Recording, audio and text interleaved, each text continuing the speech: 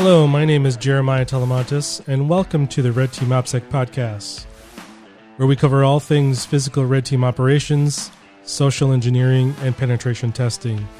This podcast is supported by Red Team Security Training, a premier provider of live, instructor-led, online, pre-recorded, and classroom-based training on physical red team operations and social engineering. Visit redteamsecuritytraining.com for more information. As always, thanks for taking the time to listen in. If you're new to this podcast, please take a moment to listen to episode 1, where I briefly discuss physical red teaming and kind of what this podcast is all about. So welcome to episode 3, which happens to be a reenactment of an old war story of mine. It's one of my favorites to tell, and I hope you like it. For obvious reasons, I can't disclose any specifics about the client. So without further ado, let me set the scene. Several years ago, I was hired by a large enterprise software company somewhere in the US. Among their primary concerns was theft of intellectual property, unauthorized physical access, and security awareness.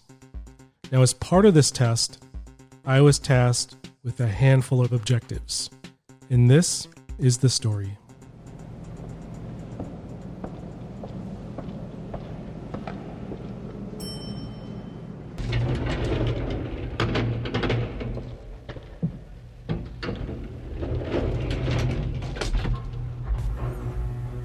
Hello, my name is Jim. I'm here with LMS Properties. Hello, my name is Jeremiah. I'm here with LMS Properties. Okay, let's go.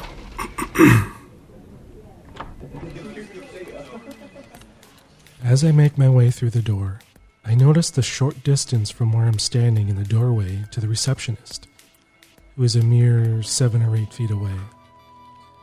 I pretend to take my time with my hand on the door as it slowly closes behind me.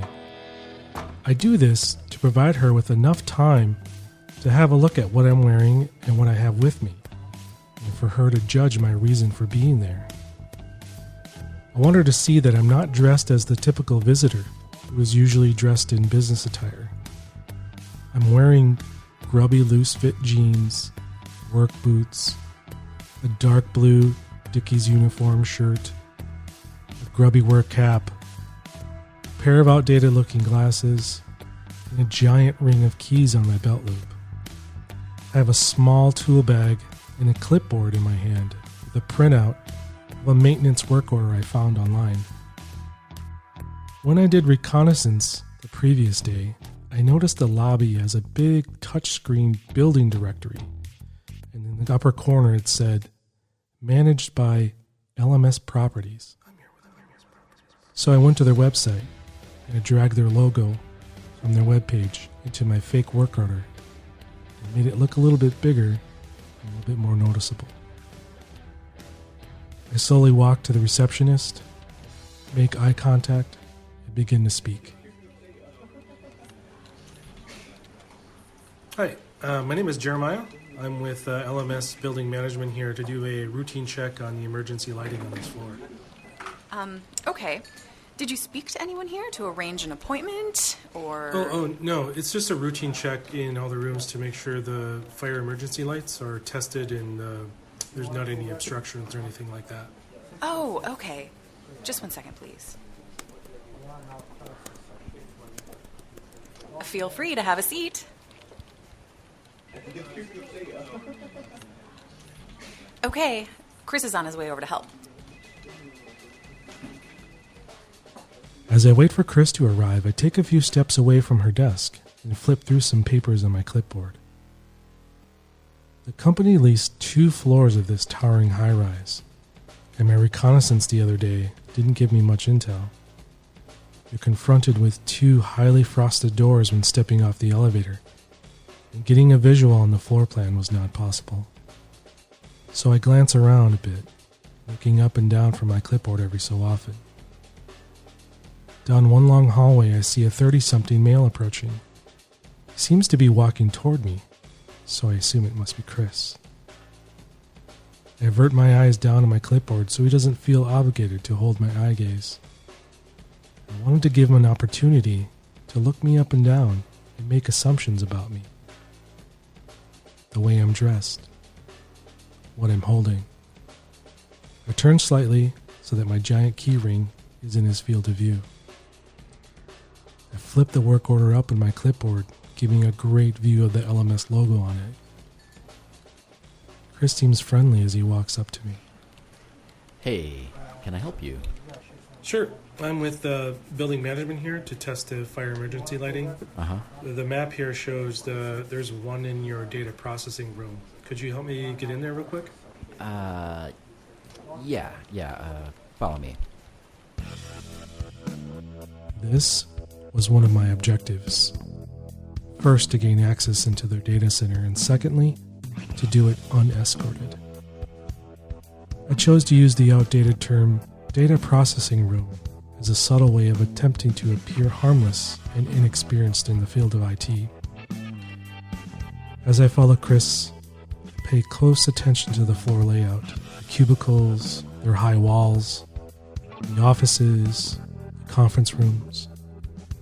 My second objective is to get into as many rooms as possible, to take photographic evidence and retrieve a flag in one of the conference rooms, though I don't know which one exactly. I only know the flag is a large black leather briefcase sitting in the corner. They told me, "You'll know it when you see it." I purposely brush my hand against the keyring as I follow Chris, subconsciously reinforcing to him that I'm just a harmless maintenance guy. We both round a corner, and without pause, Chris swiftly swipes his RFID badge over the reader, without even looking, and pulls on the handle. I can already tell he's done this a million times before on this door. It's the door to the data center. He's definitely in IT. I realize I may have my work cut out for me. He surely knows the drill about leaving visitors unescorted in the data center. I feel a slight sinking feeling in my stomach as we both walk in. All right, have at it. Okay, thanks. The room is packed floor to ceiling with network equipment, blade servers and racks, and all sorts of telecom equipment. The noise is deafening.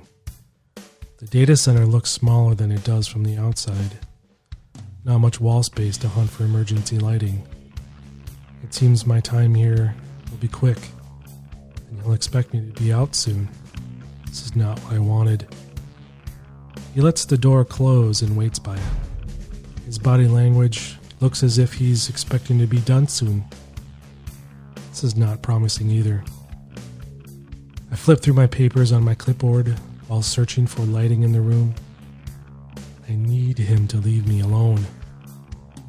But he's still standing there, bolt upright, not leaning against a wall, not choosing to take a seat at the console right in front of him. So I decide to improvise a bit.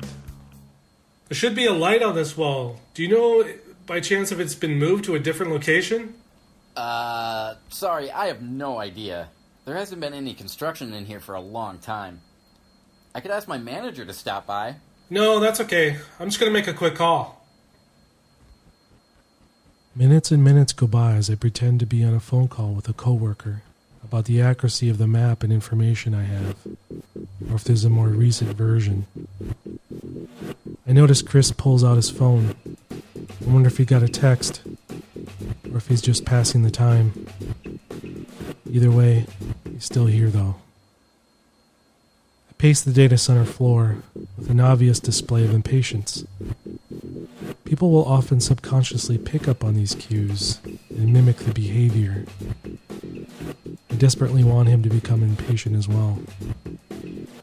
I slowly pace the floor, closer and closer to Chris, and I tell my fake coworker over the phone that yes, I'll hold. He's within earshot, and I'm sure he overheard me. I pace the floor. I'm extra careful about behind the servers and all the equipment in the room. I don't want to appear interested in it. More time passes by. As I continue to pace, I consider asking Chris what all these things in the room do in an attempt to feign ignorance. But I decide to drop the idea since I'm better off not making any connection between me and all the sensitive data in the room. Hey, I'm going back to my desk. If you need anything, just have the receptionist page me. Okay, sounds good. Thanks. I throw a little party in my head for just a second, and then I get to work. I walk over to a rack of servers and place my business card on top.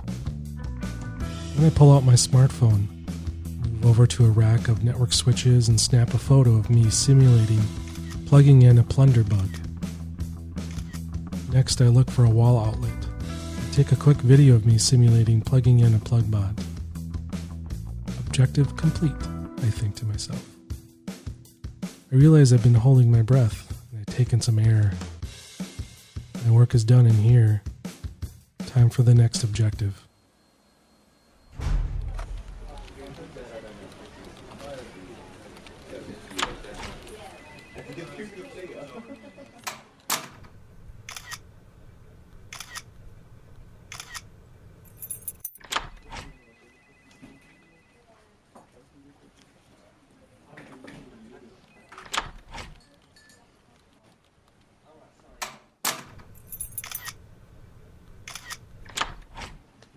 No one seems to pay any attention as I walk around. I purposefully walk with confidence and act as if I'm supposed to be there. Thankfully, this has always been easy for me. And as I duck in and out of offices and conference rooms while taking pictures for what seems like a really long time, still no one seems to take notice. I thank the cover of the high cubicle walls around here. As I enter one conference room, I literally stumble on the black leather briefcase right by the door. It wasn't in the corner like they said, I gripe under my breath. Nothing ever goes as planned. I grab the bag, sling the strap over my shoulder, and I walk out of the conference room, and I feel like I always do when I'm holding a flag. Flushed, nervous, and as if all eyes are watching me. I immediately second guess whether this is the right bag. It wasn't where they said, I think to myself. It would be a big coincidence, right? What if it belongs to someone and they see me with it? Is that something they intentionally didn't tell me?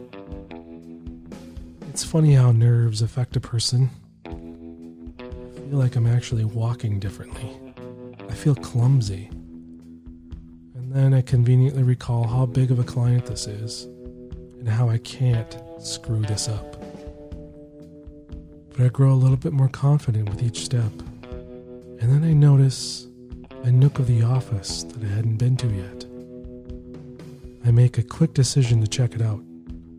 The prospect of a discovery of a big vulnerability always gets me. Then I get a quick flash of adrenaline and immediately regret the decision. But I hear others behind me and I don't want to make a U-turn and appear lost. I really can't afford face-to-face confrontation right now. I'm almost out of here. And then, around the corner.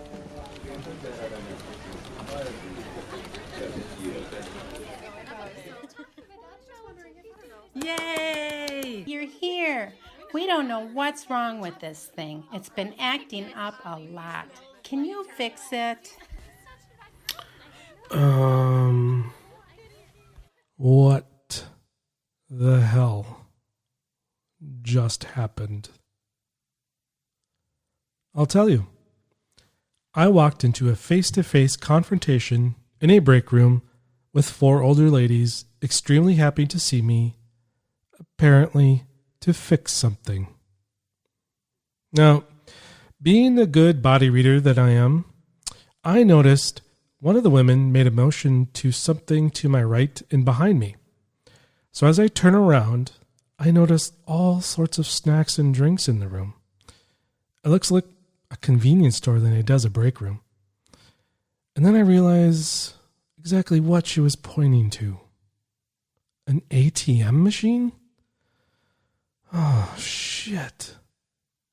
I think to myself, how am I going to get out of this one? And my gut sank to the floor. To make matters worse, I noticed it's not an ATM. In fact, I have no idea what I'm looking at. A group of women are now standing directly behind me. Think.